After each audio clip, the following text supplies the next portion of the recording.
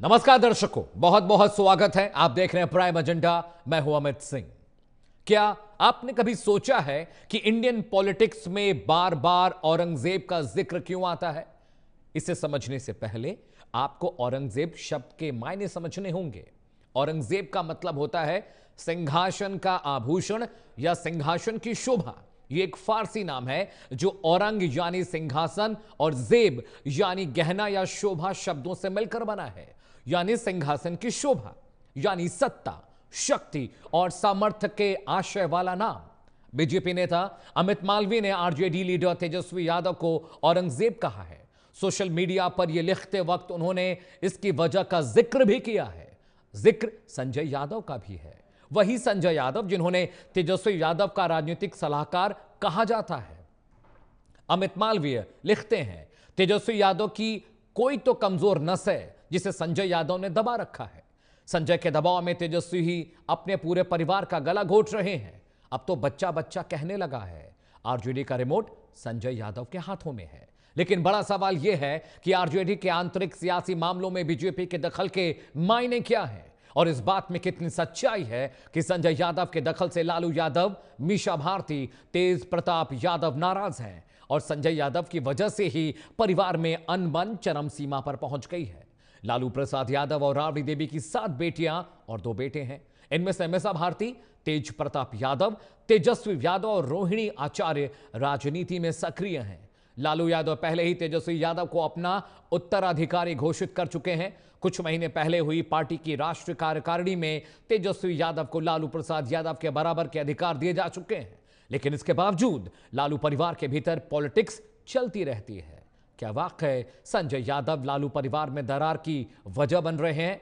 इसी विषय पर आज का प्राइम एजेंडा 1 घंटे लगातार एक बड़ा पैनल मेरे साथ जुड़ेगा, जिससे हम इस विषय पर चर्चा करेंगे और समझने की कोशिश करेंगे कि संजय यादव का मसला आखिर बीजेपी के लिए इतना इंपॉर्टेंट क्यों है। अमित मालवीय ने क्या कुछ कहा वो समझ लीजिए।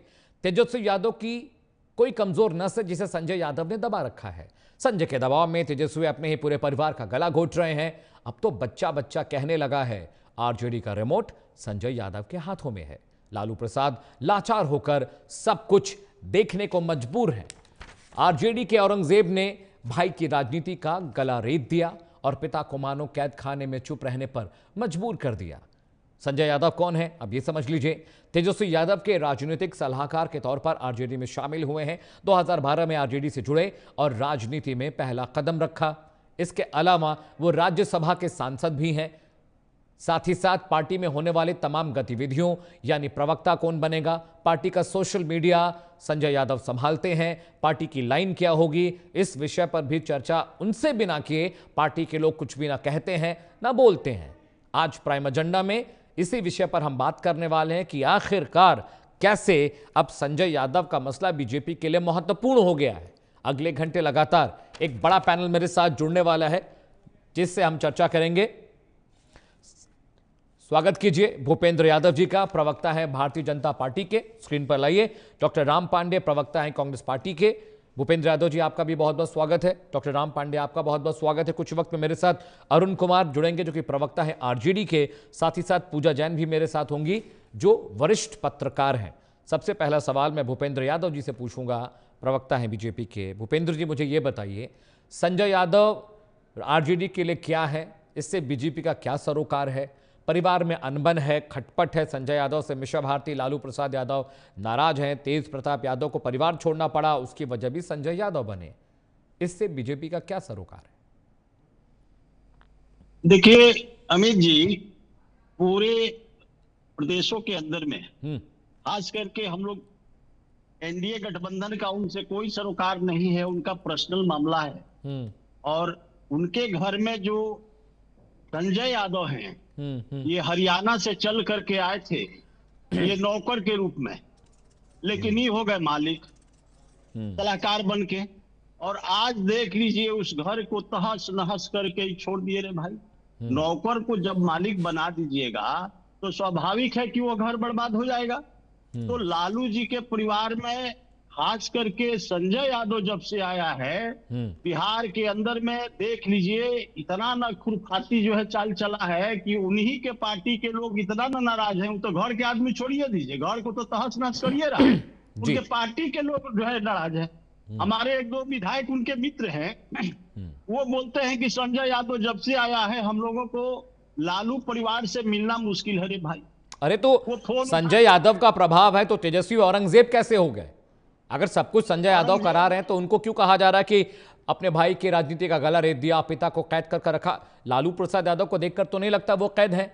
और तेज प्रताप यादव जिस तरह के बयानबाजियां मीडिया में करते हैं, चुनाव का ऐलान करते हैं, पार्टी बनाने का ऐलान करते हैं, मुझे तो नहीं लगता कि कंट्रोल में है वो तेजस्वी के दोनों ही लोग।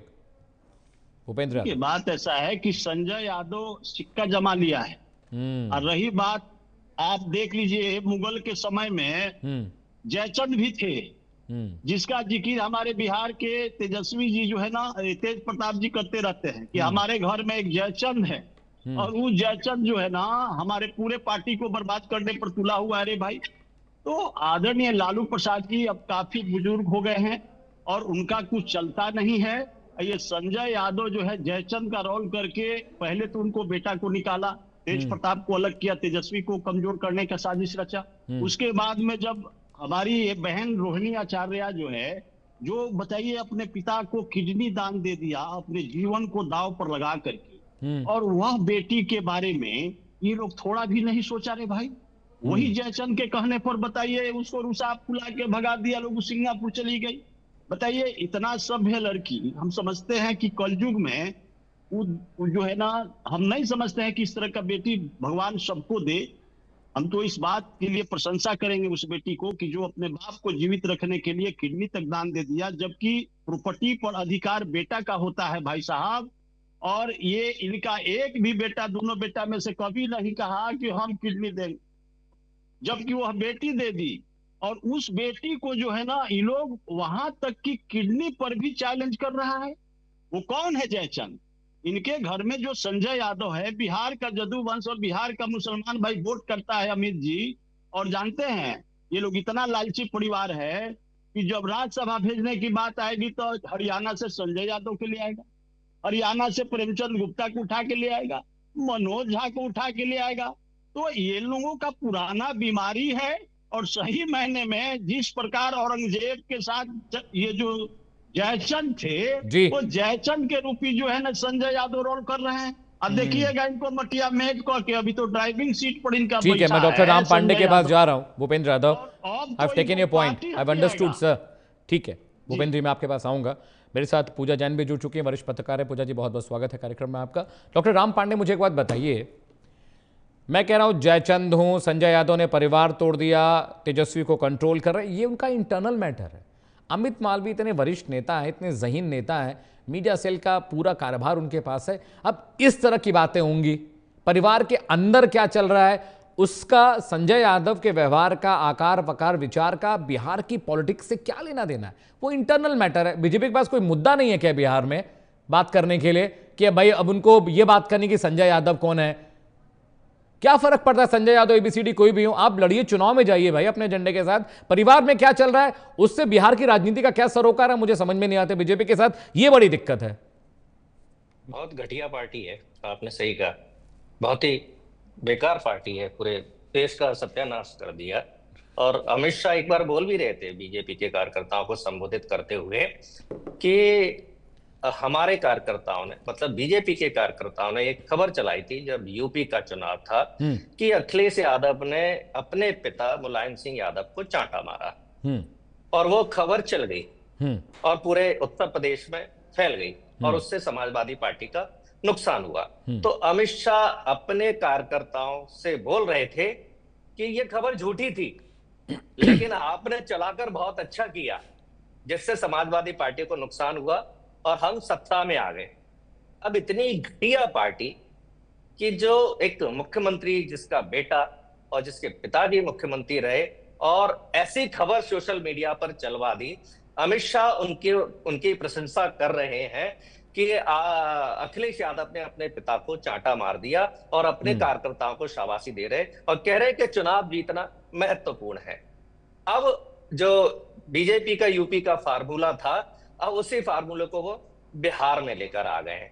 एक तरफ तो परिवारवाद के नाम पर कोसते हैं, यदि परिवार का कोई आदमी चुनाव नहीं लड़ रहा है तो बीजेपी को दुख होता है, यदि परिवार की कोई बेटी चुनाव नहीं लड़ रही है तो बीजेपी को दुख होता है, यदि परिवार की बेटी बेटा चुनाव लड़ रहे हैं तो बीजेपी को दुख होता है।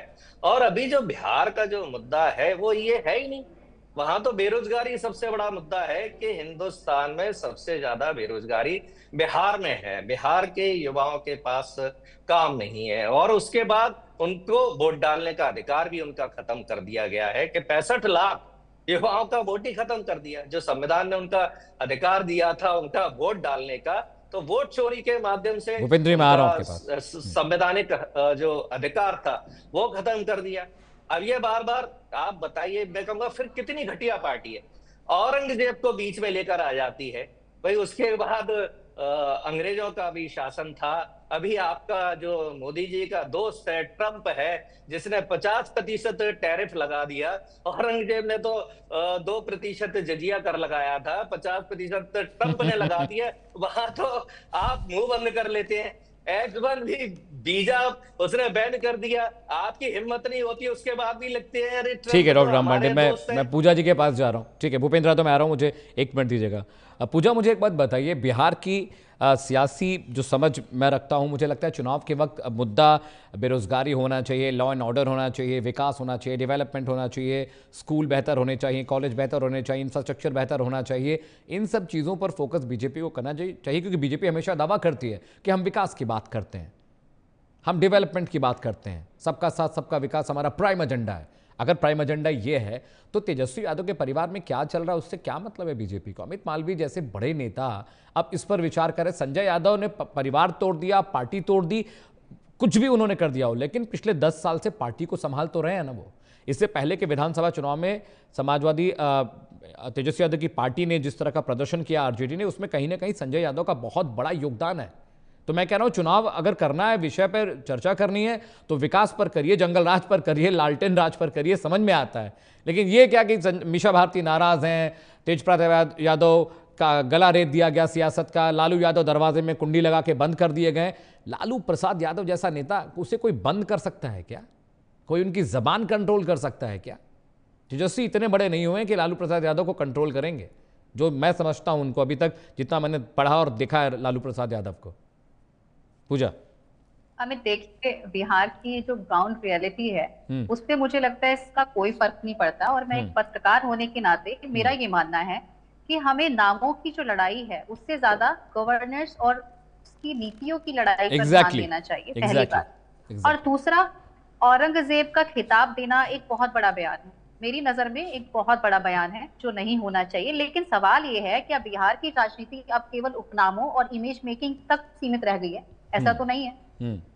वो विपक्ष जो है बनाने की कोशिश कर रहा है, उसमें चाहे बीजेपी है, चाहे आरजेडी है, चाहे कोई भी पार्टी है, वहां की कोई भी राज्य की पार्टी है, सब लोग मुझे लगता है इलेक्शन के टाइम पे हर दूसरी पार्टी की इमेज मेकिंग बनाने की कोशिश करते हैं। कोई एक शख्सियत को उठाते हैं, उसके लिए उल्टा सीधा बोलना शुरू करते हैं।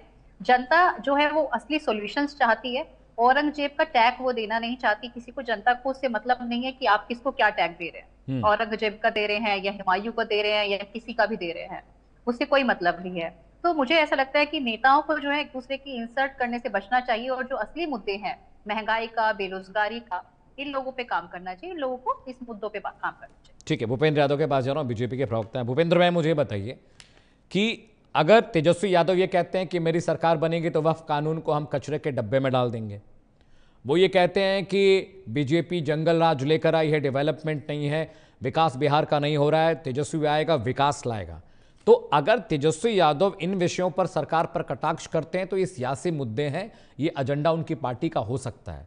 लेकिन तेजस्वी यादव ने ये तो नहीं पूछा कभी कि अमित शाह के बेटे किस पद पर हैं, ये तो कभी नहीं पूछा राजनाथ सिंह के दोनों बेटे किस पद पर हैं, क्या कर रहे हैं। पंकज जी के बारे में कभी तेजस्वी ने बात नहीं की। परिवारवाद वाली राजनीति का मुद्दा आप लोग हमेशा कांग्रेस को घेरते रहते हैं इस मसले पर, लेकिन तेजस्वी ने तो इस बात का भी जिक्र नहीं किया। ये उनका इंटरनल मैटर है। भूपेंद्र यादव, क्या बीजेपी के पास कोई बिहार में मुद्दा नहीं बचा है क्या? विकास का मुद्दा नहीं बचा, या लॉ एंड ऑर्डर का मुद्दा नहीं बचा, या क्राइम कंट्रोल का मुद्दा नहीं बचा? अब आप लोग तेज प्रताप यादव क्या कहते हैं, तेजस्वी क्या कहते हैं, मिशा किस बात से नाराज हैं, ये सब उनका इंटरनल फैमिली मैटर है। संजय यादव पर हमला कर कर क्या हासिल हो जाएगा बीजेपी को? बिहार का जो वोटर है ना, रोटी कपड़ा मकान के लिए बहुत परेशान है भाई साहब, वही मुहैया हो जाता ना, उतने में बिहारी खुश हो जाते सब। क्या मतलब है संजय यादव राज्यसभा में रहें, लोकसभा में रहें, बिहार से हों, हरियाणा से हों, पत्रकार बन के आए हों, चाहे कुछ भी उन्होंने किया हो, जो भी उनकी क्वालिटी हो, उससे क्या मतलब है बीजेपी को? विकास के मुद्दे पर राजनीति करिए। ये क्या बातें चल रही हैं, एकदम घर के अंदर क्या चल रहा है, पर्दे के पीछे क्या चल रहा है, उस पर चर्चा हो रही है। देखिए अमित भाई, मैं आपको बता दूं कि सही मायने में उनका घर का मैटर है, इसमें हम लोगों का कोई इंटरफेरेंस करने की आवश्यकता नहीं होनी चाहिए। यही तो डॉक्टर राम पांडे भी यही कह रहे हैं। आप सुनिए, अब पांडे जी अब किस पार्टी से हैं हमको तो नहीं पता चल रहा है।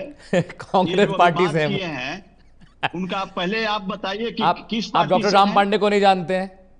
क्या बात कर रहे हैं भूपेंद्र भाई, क्या बात, आप डॉक्टर राम पांडे को नहीं जानते हैं? नहीं, is a spokesperson from Congress, Madhya Pradesh में रहते हैं, वहां से जुड़ते हैं हमारे साथ। इसीलिए अब सुनिए, कांग्रेस के ये जो प्रवक्ता भाई पांडे जी जो बोल रहे हैं, ये कह रहे हैं कि जो है ना घटिया पार्टी है, तो हम तो समझते हैं कि अमित जी, कांग्रेस से गिरा हुआ पार्टी तो अभी तक देश के अंदर में बना ही नहीं। अरे भाई, आपको मालूम है कांग्रेस के एलओपी क्या करता है जी? वो जाता है, वो क्या करता है कि 2014 में राहुल गांधी जी जब हार गए इलेक्शन, हमारे देश के प्रधानमंत्री आदरणीय नरेंद्र मोदी जी बन गए और पूरे देशों के अंदर में विकास होने लगा, तो इनके कलेजा पर सांप लौटने लगा। अब इसमें जो है ना अनाप शनाप बोलना स्टार्ट कर दिए। देख लीजिएगा हमारे देश के एलओपी का क्या कंडीशन है रे भाई, रात को कुछ बोलेगा, बिहान कुछ बोलेगा। और ये जितने संवैधानिक जो है ना दर्जा प्राप्त हमारे पास मतलब बॉडी है, ऑटोनॉमस बॉडी है, उन पर ही अनाप शनाप आरोप लगाते हैं। तो मैं इससे तो विचलित दिखते हैं। अब आपको मैं बता दूं कि सोचे थे कि 2014 के बाद 2019 में तो हम आ ही जाए, तो जानते हैं क्या किए, 2019 में भी फेल कर गए। तो जब 19 में फेल कर गई तो ये जो है ना क्या किए कि नागरिक संशोधन बिल जब आया, हमारे आदरणीय देश के प्रधानमंत्री नरेंद्र मोदी जी ने लाने का काम किया इस देश के अंदर में, तो जानते हैं ये पूरा रामलीला मैदान के, दिल्ली के रामलीला मैदान में जो है ना पूरे कम्युनिटी को बुलवा करके, और वहां सोनिया जी माइक से कहते हैं उस भरी सभा में कि ये जो नागरिकता संशोधन बिल है ये देश हित के लिए नहीं है, डू एंड डाई, करो और मरो। और इनका राहुल गांधी जी उसी स्टेज से कहते हैं कि घर में वही रहेगा जो कायर होगा, रोड पर निकलो। उसका परिणाम क्या हुआ अमित जी? दंगा हुआ दिल्ली के अंदर में और 50 से 60 लोग मारे गए। ये दंगाई बलवाई पार्टी। बताइए बिहार के अंदर में इनको 65 साल से बिहार की सामान्य जनता काहे बाहर रखे हुए, इनको पता नहीं है मालवीय जी को? मैं इनको बता दूं, ये 118 जातीय नरसंहार कांग्रेस के रीजन में 35 सालों की शासन में हुआ मेरे भाई। भागलपुर का दंगा, ये लोग दंगाई बलवाई पार्टी। हमारे आदरणीय लालू प्रसाद जी एकदम गुड बात करते थे 90 के दशक में कि अरे भाई सामंती का गिरोह है कांग्रेस पार्टी। उनको दंगाई बलवाई कह करके जब इस शासन में आए 1990 में हमारा 39 विधायक के समर्थन से अमित जी, और वही दंगाई बलवाई पार्टी के गोद में जाकर के पुनः हमारे आदरणीय लालू प्रसाद जी बैठ गए। और वो दंगाई बलवाई पार्टी क्या बात करेंगे? इस देश के अंदर में जितने भी दंगा हुआ है, अब बताइए 2014 से हमारा केंद्र में सरकार है, 2025 चल रहा है मेरे भाई अमित जी, एक भी दंगा बता दें इनकी है हिम्मत? ये सारे दंगाई बलवाई पार्टी है, पूरे मुसलमान भाइयों को और हिंदू भाइयों को रेल से खून खिंचवा करके विश्व व्यापार करके ये जो है ना देश के लूटने वाले लोग, ये क्या बात करेंगे? जो देश को बटिया मेट कर दिया रे भाई। बिहार की जनता इनको 65 साल से बाहर कर रखा है, यही बिहार की सामान्य जनता। ये लालू जी के धधकता बिहार और इनके धधकता बिहार को हटा करके इन लोगों को जो है ना 20 साल से लालू जी को बाहर रखे हुए, ये क्या बात करेंगे? ये तो खुद दंगाई बलवाई पार्टी है। अब रही बात संजय यादव का, अरे भाई यहाँ पर 3 करोड़ जदुवंश है और आदरणीय लालू प्रसाद जी गरेरी परिवार से आते हैं अमित जी, और गरेरी परिवार की संख्या जानते हैं यहाँ कितना है? मात्र इस प्रदेश के अंदर में मुश्किल से 50,000 की संख्या हो। हम लोग 3 करोड़ जदुवंश की स्नॉटवंशी, हम लोगों को घोंगी ओढ़ करके पूरे बिहार में जो है ना शोषण और दोहन किया। इसी कांग्रेस के गोद में पुनः जाकर बैठ गया, कांग्रेस के खिलाफ में आदरणीय लालू जी बिगुल फूके। और उसी कांग्रेस के गोद में फिर पूरे जदूवंश को ले जाकर के बैठा दिए। अब जदूवंश जब टूटने लगा तो मियापुर में नरसंहार कराने वाले लोग ये वहां पर जो है ना 62 यादवों का हत्या करा। ये क्या बात करेंगे? इनके रीजन में कम से कम 11,000 यादव मारे गए इस धरती पर, क्योंकि ये यादव कम्युनिटी से आते ही नहीं है और अपने को घोंघी पहन के जो है ना यादव वंश का कि हम यादव वंश हैं। अरे भाई अब देखिएगा Lalu Prasad ji not Yadav, that is so called Yadav, ये प्रसाद लिखते हैं। तो एक्चुअल में हम नहीं समझते हैं कि ये लोग बिहार के अंदर में दंगाई बलवाई करके पूरे बिहार को, रे भाई, रिसोर्स को लूटा।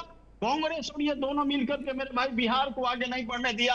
2014 ठीक है भूपेंद्र भाई, ये किंग निवास मेकर रजक जी में मेरे थे। साथ जुड़ गए हैं। मैं आता हूं आपके पास doctor Ram Pandey, just give me moment. Niwas Rajak जी मेरे साथ है, बहुत बहुत स्वागत है निवास जी आपका, आरजेडी के प्रवक्ता हैं। निवास रजक, मैं ये बीजेपी से सवाल ये पूछ रहा था कि संजय यादव की क्या भूमिका पार्टी में है? परिवार उनकी तरफ से, उनकी वजह से जुड़ रहा है, टूट रहा है, और आरोप ये भी लगाया अमित मालवीय जी ने, जो कि बीजेपी के नेता हैं, कि तेज प्रताप यादव की सियासी जो गला रेताई हुई है वो कर दी है संजय यादव ने, और लालू प्रसाद यादव को कमरे में बंद करा दिया है। तेजस्वी यादव को बिल्कुल कंट्रोल करते हैं संजय यादव। इस तरह के आरोप अमित मालवीय ने लगाया है। तो सवाल मैंने पूछा कि बीजेपी का क्या अख्तियार है इन विषयों पर, और किसी के इंटरनल मैटर पर बीजेपी आखिर इतना क्यों बोल रही है? अमित मालवीय क्यों एक्स पर इतना लंबा चौड़ा भाषण लिख रहे हैं संजय यादव के लिए? निवास रजक, देखिए एक्चुअली मैं आपको स्पष्ट कर देना चाहता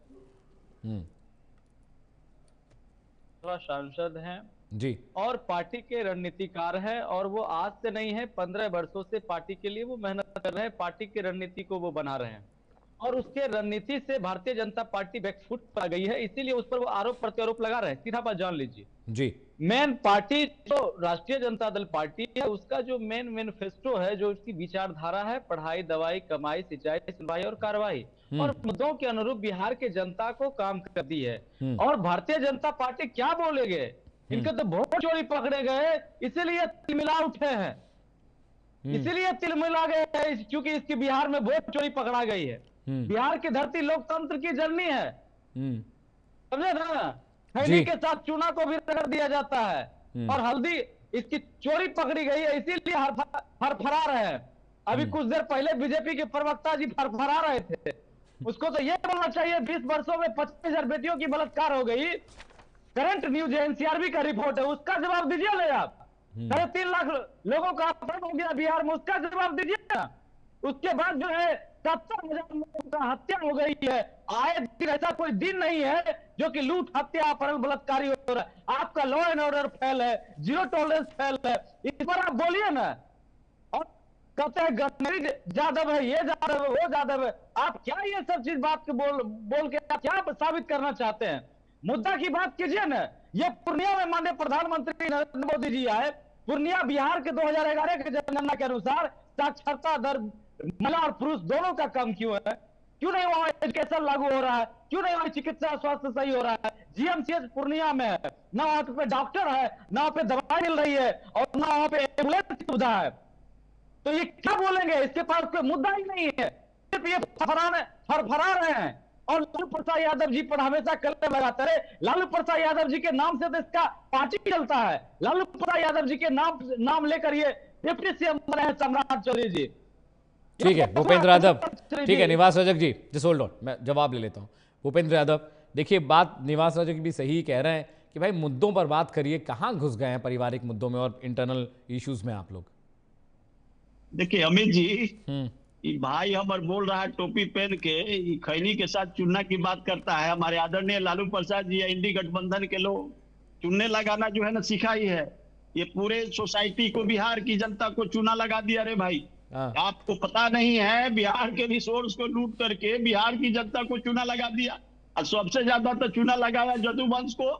लालू प्रसाद जी गौ माता को 960 करोड़ के चारा खा गए, वो कन्विक्टेड है। ये बताइए, कन्विक्टेड को कहता है कि खैनी लगा के चूना, और तो चूना लगाने वाले तो तू पार्टी है ही हो रे भाई। इसमें कोई छिपा हुआ है बिहार की जनता से? इसलिए बिहार को बाहर रखे हुए हैं आप लोगों को। जगन्नाथ बिहार की जनता चोर है, माननीय सुप्रीम कोर्ट में संलिप्त क्या है। कारण है? जगदीश शर्मा और जगन्नाथ मिश्रा चोर है, उसको बेटा नीतीश मिश्रा को आप मंत्री बनाए हुए हैं, उसको क्यों बेचारा चोर बोलते हैं? वो आपके संबंधी लगता है क्या? चारा क्या चोर बात जगन्नाथ करेंगे? मिश्रा का ये लोग बेटा जानते हैं क्या शर्मा, पता नीतीश था? मिश्रा ये लोग आपके कहते थे संबंधी लालू है, जी के यहाँ वो लोग भी तो जाते थे चारा रोड चोर है। मांगने, तो कहते थे कि जगन्नाथ खून मिश्रा भी चारा पुलिस आ चोर है। जाएगा, जगदीश ये शर्मा कह चारा करके चोर हम है, लोग को उसको टाल क्या देते बोलते? थे। अरे और बिहार में चंदा विकास चोर, नाम क्या का कोई बोलिएगा? चीज नहीं चंदा हुआ, चोर, और अदानी पूरे अंबानी के हत्या, पैसा लूट, से राजनीति करने बलात्कार, वाले, अपहरण, अदानी यहाँ अंबानी तक के कि जो है पैसा ना से इनके रीजन राजनीति ऑर्गेनाइज करता है क्राइम जो आपका होते थे पार्टी। सीएम हाउस में बैठ करके होते थे, हाँ? पूरे बिहार की जनता जान गया कि ऑर्गेनाइज क्राइम का यदि कोई गुजरात जनक है में, बिहार अब के अंदर में तो है आदरणीय लालू नहीं प्रसाद चलेगा जी। ये सब चीज। इसीलिए बिहार की जनता इनको जो है ना बाहर गुजरात करके में अब रखे हुए बिजली है। चाहिए, अब 20 बिहार साल में से ये लोग जो बहुत है ना, सारे बिहार में नहीं चलेगा ये 20 चीज। साल से जो है ना कूद ये रहा है सब चीज नहीं जमीन पे। चलेगा। इनका जमीन का तो सफाया हो गया, का और वही घटोला लोग वोट करके चोरी की घटोले बात बात, करते हैं। आप कहीं क्या वोट बोलिएगा? चोरी नहीं घटोले हुआ है अमित जी। वोट चोर जो है ना, ये लोग है चारा चोर, ये लोग है, ये लोग ही वोट चोरी करके जो है ना कहते थे कि जीत होता है। और 62,000 लोग जो प्लान कर गए मृत थे, और जो आदमी का डबल वोटर था ठीक है वैसे भूपेंद्र यादव, मैं लोगों डॉक्टर से राम पांडे के पास जा रहा हूँ। ये क्या बात करेंगे? निवास रजक जी मैं आपके पास आ रहा हूँ रजक बाबू मैं आपके पास आ रहा हूँ। डॉक्टर राम मुझे बात बताइए, 2-3 सर्वे हुए बिहार में। निवास रजक जी मैं आपके पास आ रहा हूँ, ठीक है, just hold on. Doctor Ram, 2-3 सर्वे बिहार में बहुत दिलचस्प है, मैं आपको बता रहा हूँ। नंबर 1 सीएम की रेस में अगर कोई है पसंद जनता की तो तेजस्वी यादव हैं, दूसरे नंबर पर पीके हैं, नीतीश बाबू तीसरे नंबर पर खिसक कर आ गए हैं। कई और सारे सर्वे हुए हैं जो यूट्यूब चैनल्स और तमाम छोटे मोटे जो वेबसाइट्स हम कराती हैं, वहाँ पर भी तेजस्वी यादव बाजी मारते दिखाई दे रहे हैं। तो जो अंडर करंट है अभी बिहार में इलेक्शन को लेकर, आप ज़्यादा समझते होंगे इस विषय को, क्या बीजेपी को कहीं ना कहीं ये डर सता रहा है कि कहीं ऐसा ना हो कि एनडीए के साथ वाली जो रणनीति नीतीश बाबू के साथ बना रहे हैं हम लोग, उसमें नुकसान हो जाए, पार्टी को कहीं ना कहीं बड़ा डेंट लगने वाला है? ये आशंका, ये अंडर करंट बिहार में दिख रहा है? देखिए, ये जो सर्वे बिहार का है जी, ऐसा ही सर्वे मध्य प्रदेश का था, ऐसा ही सर्वे छत्तीसगढ़ का था, राजस्थान का था, हरियाणा का था, महाराष्ट्र का था, और लगभग हर सर्वे में इंडिया गठबंधन जीत रहा था या कांग्रेस पार्टी जीत रही थी। लेकिन सभी प्रदेशों में हुआ उल्टा, और इतने ज्यादा अप्रत्याशित परिणाम आए कि जो सर्वे वाले लोग थे, जो जनता थी, जो लोग कह रहे थे कि हमने कांग्रेस को वोट दिया, जो लोग कह रहे थे बीजेपी को वोट नहीं दिया, और फिर भी बीजेपी जीत गई। तो सबसे बड़ा कारण वही था, वोट चोरी। भारतीय जनता पार्टी वोट चोरी करती है, और एक तरीके से नहीं करती है, उसके कई तरीके हैं वोट चोरी करने के। ईवीएम है, ऑनलाइन है, बूथ कैप्चरिंग है, 25-50 वोट हर बूथ पर करना होता है बीजेपी को, और बीजेपी उस वोट चोरी के माध्यम से आगे बढ़ती है। तो इसलिए हम लोग वोट चोरी, और जो लोगों का जो मुद्दा है कि उनका जो वोट है वो सही जगह जाए, और वोट सही जगह जाएगा तो आप समझ लीजिए कि ज्यादातर प्रदेशों में, बिहार में ही नहीं, जी, भारतीय जनता पार्टी की जमानत जब्त हो जाएंगी। अभी भारतीय जनता पार्टी की लोकसभा में जो 240 सीटें हैं, यदि ये वोट चोरी नहीं करते तो 140 सीट रह जाती। जो 100 सीट है इनकी हेरा फेरी से ही आई है। यहाँ तक कि बनारस की नरेंद्र मोदी जी भी पहले 7 राउंड में बहुत पीछे चल रहे थे, एक तरफा नरेंद्र मोदी जी की हार हो रही थी, फिर मतगणना में हेरा फेरी हुई और नरेंद्र मोदी जी को जिताया। मुश्किल से 1-1.5 लाख वोटों से जीते, जहां राहुल गांधी 2-2 जगह से, नॉर्थ से और साउथ से 5-5 लाख वोटों से जीत रहे थे। अभी लालू यादव जी पर ये घोटालों के आरोप लगा रहे थे। ये ऐसी पार्टी है बीजेपी जिसका राष्ट्रीय अध्यक्ष रक्षा मंत्रालय के सौदा उसमें चोरी करते हुए पकड़ा गया। अब बताइए, रक्षा मंत्रालय की सौदागिरी में, मतलब देश के आत्मसम्मान को, देश की सेना के साथ धोखा दे दिया, आर्मी के साथ धोखा किया, नेवी के साथ, पूरे देश के साथ धोखा कर दिया। वो इनका राष्ट्रीय अध्यक्ष था, और वो भी कन्विक्टेड पाया गया। और अभी तो हम 11 साल से देख रहे हैं ना कि भारतीय जनता पार्टी किसी को भी जेल में डाल देती है। 2-2 मुख्यमंत्रियों को जेल में डाल दिया, और एक मुख्यमंत्री तो जेल से छूटने के बाद भी मुख्यमंत्री बन गए। विपक्ष के 25 बड़े ऐसे राष्ट्रीय लेवल के नेता जो मुख्यमंत्री भी रह चुके हैं, केंद्रीय मंत्री रह चुके हैं, भारतीय जनता पार्टी ने उन पर घोटाले के आरोप लगाए, बीजेपी में चले गए, वो सबके सब वहां बच गए। अब ये जबरदस्ती हर चुनाव में, हर प्रदेश में भारतीय जनता पार्टी की जो पटकथा है वो निश्चित रहती है। जैसे मोदी जी भाषण देने जाएंगे, तो जब भाषण दे रहे होंगे तो एक बच्चा या एक कोई लड़की वहां रो रही होगी और उसके हाथ में मोदी जी की फोटो होगी। आप देखना हर चुनाव में। और फिर मोदी जी कहेंगे एसपीजी वालों से, अरे इनसे तस्वीर लीजिए, मैं दिल्ली पहुंचकर इनको जवाब दूंगा, लेटर लिखूंगा।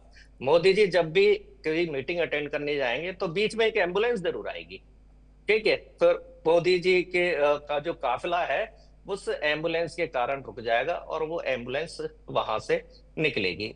ऐसे ही हर प्रदेश में जब ये चुनाव लड़ने जाएंगे तो मोदी जी और बीजेपी की तरफ से हुमायूं, बाबर, औरंगजेब ये पहले ही पहुंच जाते हैं वहां नहीं चुनाव डॉक्टर राम पांडे, लड़ने दिस के दिस लिए। Could be a incidence ji also, कोई इंसिडेंस हो सकता है कि भाई कोई पहुंच गया और बहुत सारे लोग मोदी जी को चाहने वाले हैं, बहुत सारे लोग उनके मुरीद हैं, तो इट माइट बी पॉसिबल कि people are taking pictures and everything, और एम्बुलेंस तो बहुत ये इत्तेफाक की बात हो सकती है।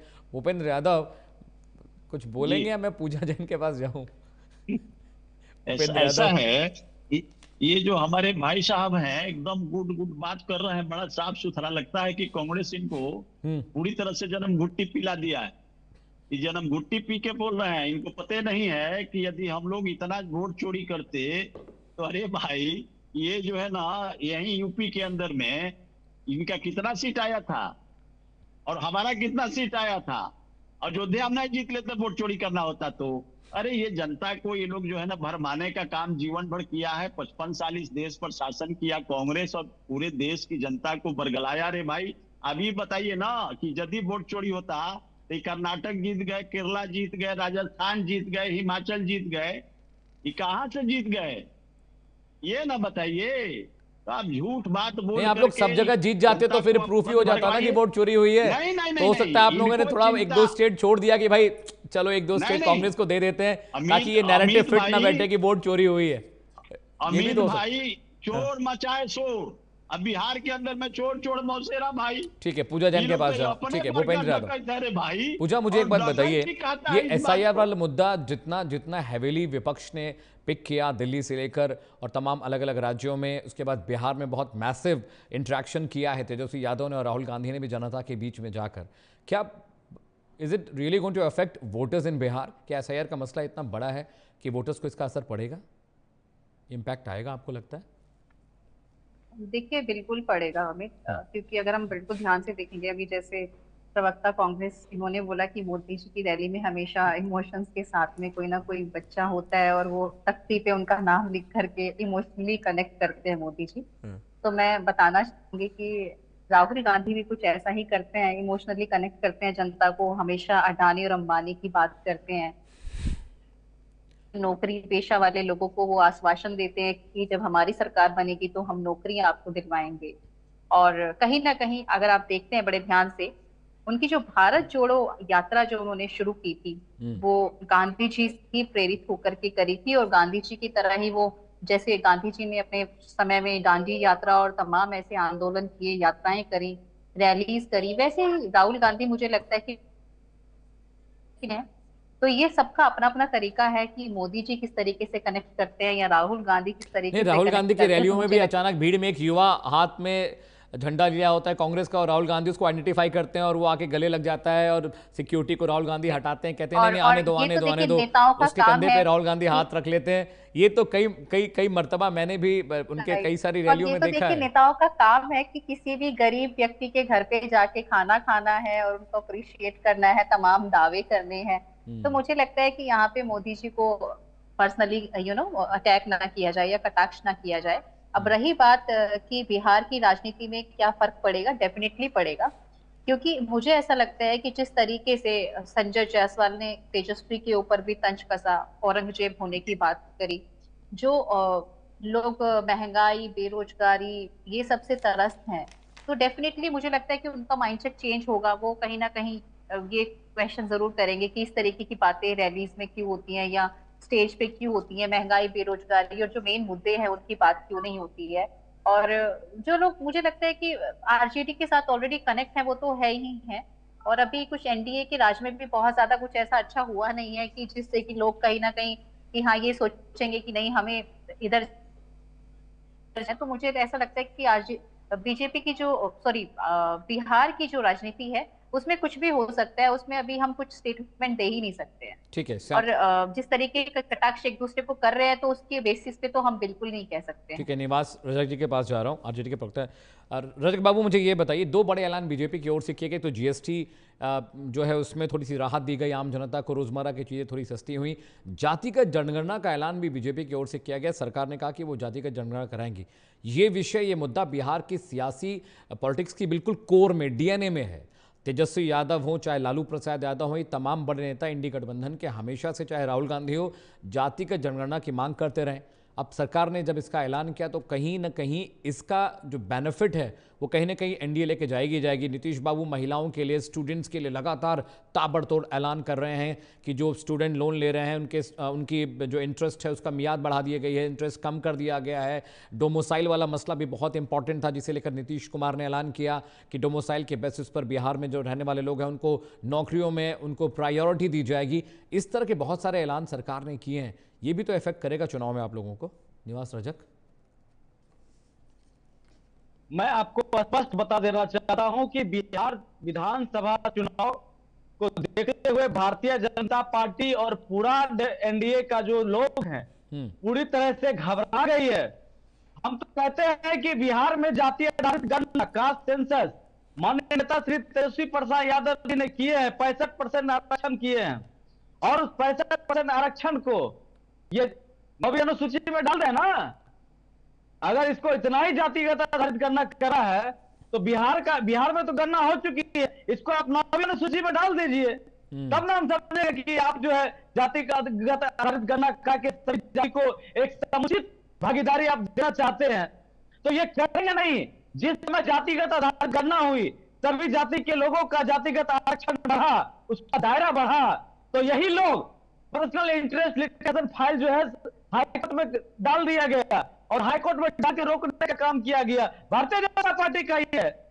ये कभी नहीं चाहते हैं कि दलित, पिछड़ा, अति पिछड़ा और अल्पसंख्यक समाज के लोग समाज के मुख्य धारा में आए। ये बस सीधा आप जान लीजिए, जो दलित समाज के लोग, अति पिछड़ा समाज के लोग हैं, अल्पसंख्यक समाज के लोग हैं, जो महिला है, युवा है, उसके तरक्की से भारतीय जनता पार्टी हमेशा जो है इस तस्वीर में सांप लौटने लगती है।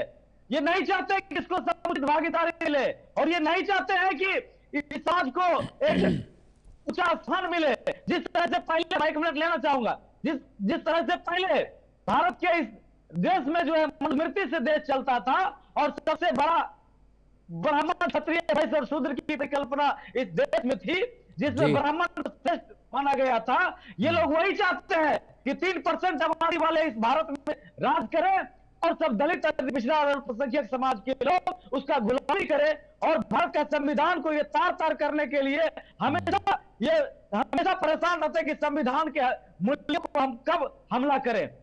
और कुछ दिन हौसमल साहब जो थे, कुछ दिन पहले बोले कि भारत के संविधान से धर्मनिरपेक्ष और समाजवाद को खत्म कर देना चाहिए। इससे क्या साबित करना चाहते हैं आप? सेकुलरिज्म को खत्म करना चाहते हैं, भारत की एकता, अखंडता और बंधुता को आप खत्म करना चाहती है। तो भारतीय जनता पार्टी का कोई रजत बाबू, मुझे एक बात बताइए।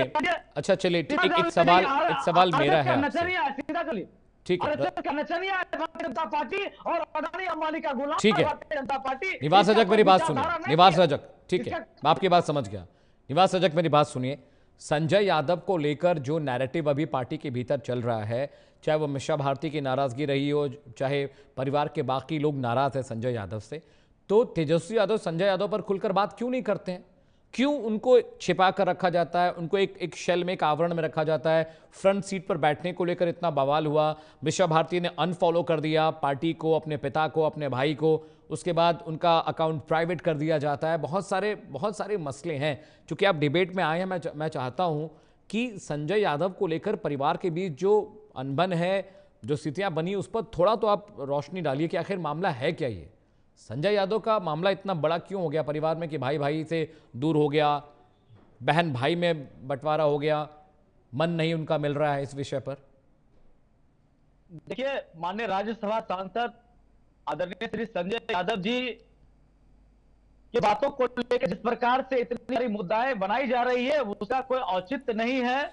और सभी, चाहे मिशा जी हो, चाहे अवनी आचार्य जी हो, चाहे संजय यादव जी हो, चाहे राबड़ी जी हो, सभी लोग एकजुट है और संजय यादव जी एक राष्ट्रीय जनता दल का रणनीतिकार है, सलाहकार है, और उसके रणनीति से, उसके स्ट्रेटजी से, पॉलिटिकल स्ट्रेटजी से जो है भारतीय जनता पार्टी फड़फड़ा गई है।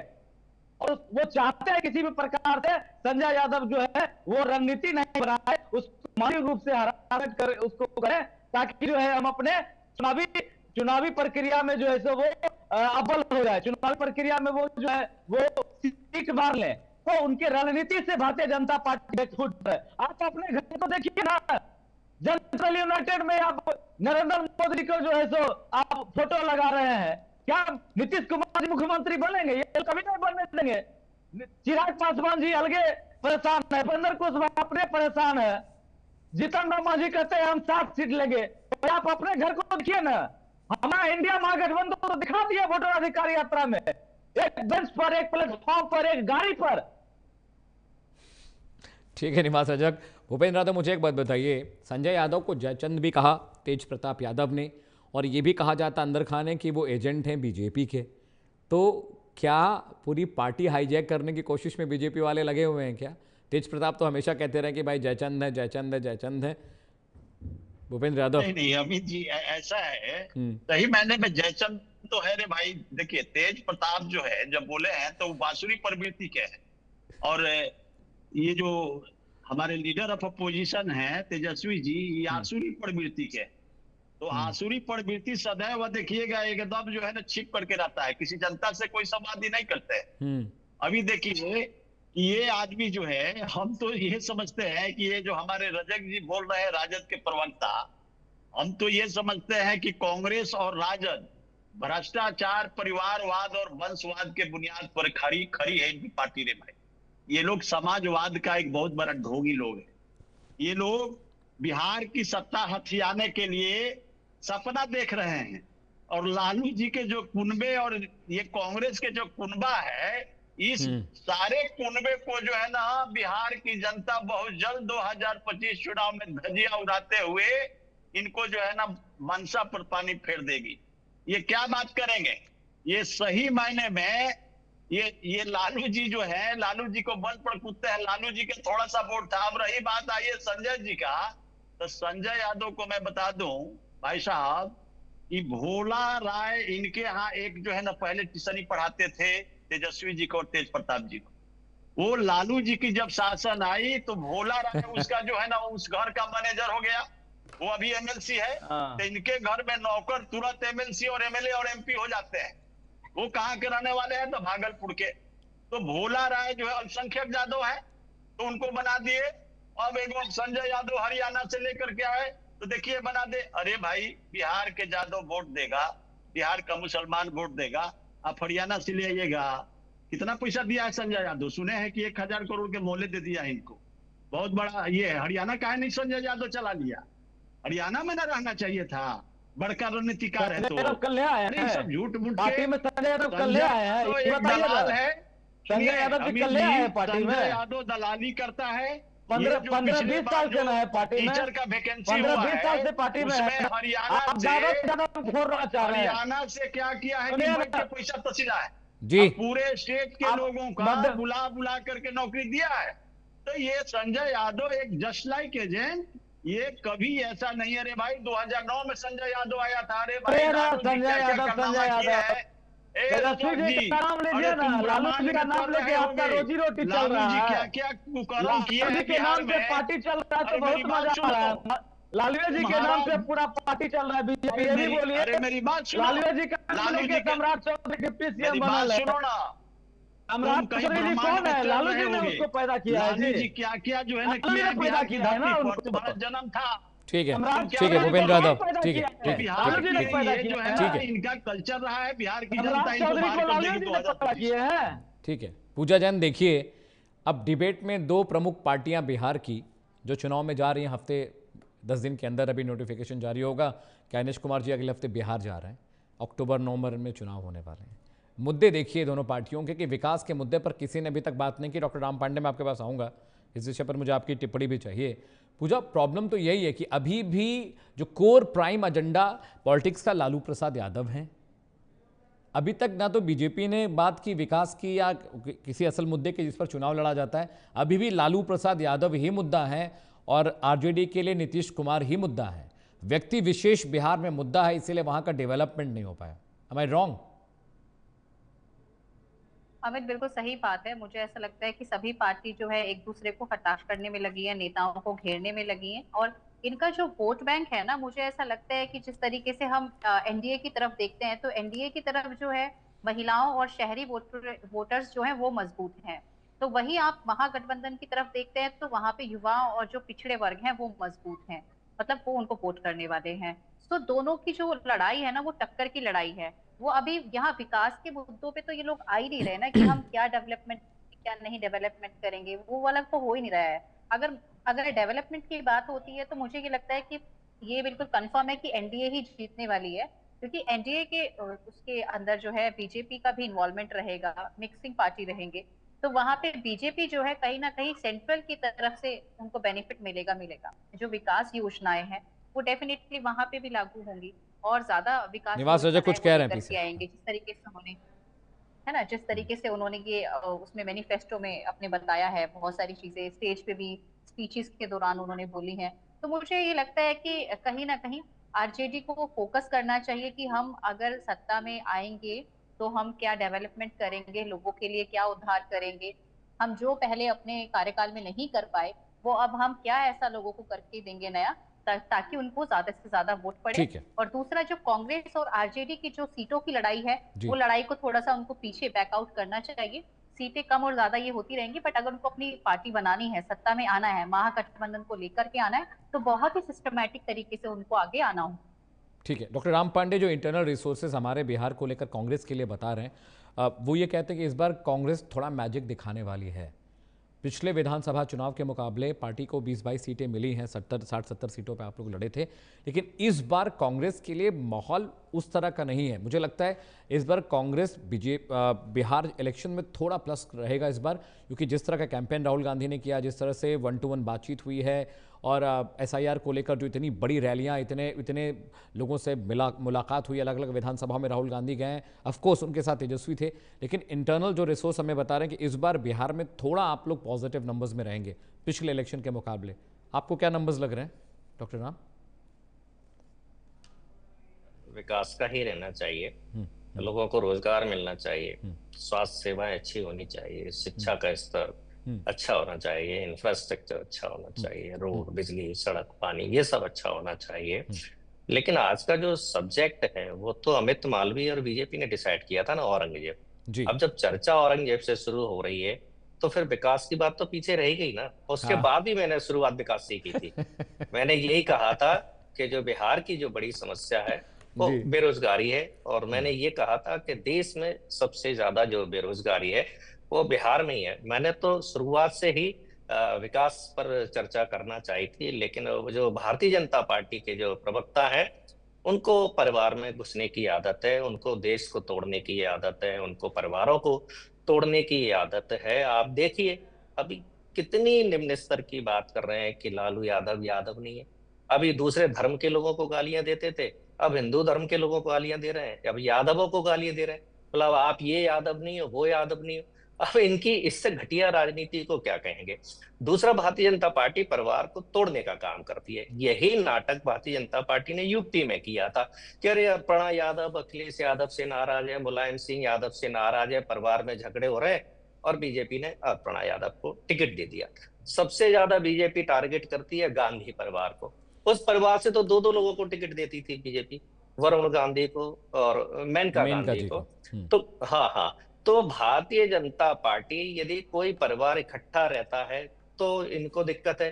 फिर उस परिवार में यदि किसी बात पर, हर परिवार में कुछ ना कुछ बात होती है, तो भारतीय जनता पार्टी पिछले दरवाजे से पहुंच जाती है कि आप कितने भी बड़े परिवारवादी हो, हमारी पार्टी में आ जाओ, हमसे टिकट ले लो, भले ही उस पार्टी के 10 सांसद पहले से हो। तो भारतीय जनता पार्टी का ये जो परिवारवाद है ये सब ढोंग है। और जहां तक अभी मुद्दों की बात चल रही है, कांग्रेस की बात चल रही है, कांग्रेस की सीटें बढ़ना चाहिए, मेन मुद्दा ये है कि बिहार का विकास होना चाहिए। इन्होंने जंगल राज के नाम पर 20 साल काट दिए, और उस जंगल राज पहले तो था नहीं, लेकिन अब जरूर है।